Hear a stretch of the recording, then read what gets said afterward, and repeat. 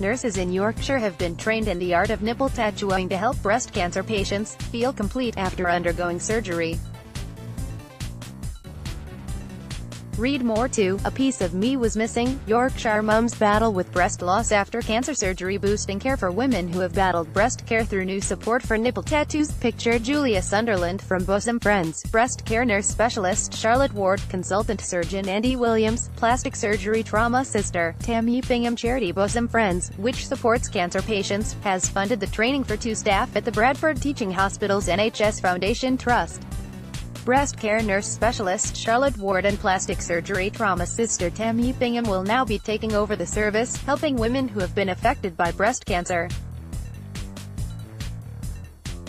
Read more to Hidden Scars of Yorkshire Cancer Nurses' Private Battle. As a new mum, Miss Ward said, nipple tattooing delivers the finishing touch for our patients who have had reconstructive surgery after breast cancer and is carried out after the breast has had time to heal. Instead of using tissue to rebuild the nipple and areolas, women can choose to have these vital structures tattooed.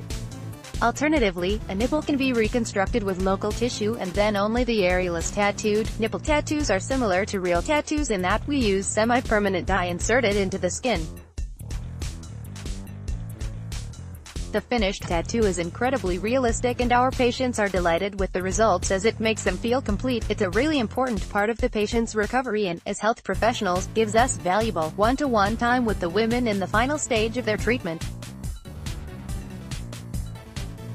Nipple tattooing helps to give patients their life back and reinstates body confidence once again. Read more to Final Act of Courage for Yorkshire man killed by prostate cancer. Around 50 patients a year have this treatment, and consultant breast reconstructive and aesthetic surgeon Andrew Williams believes it is an absolutely vital service.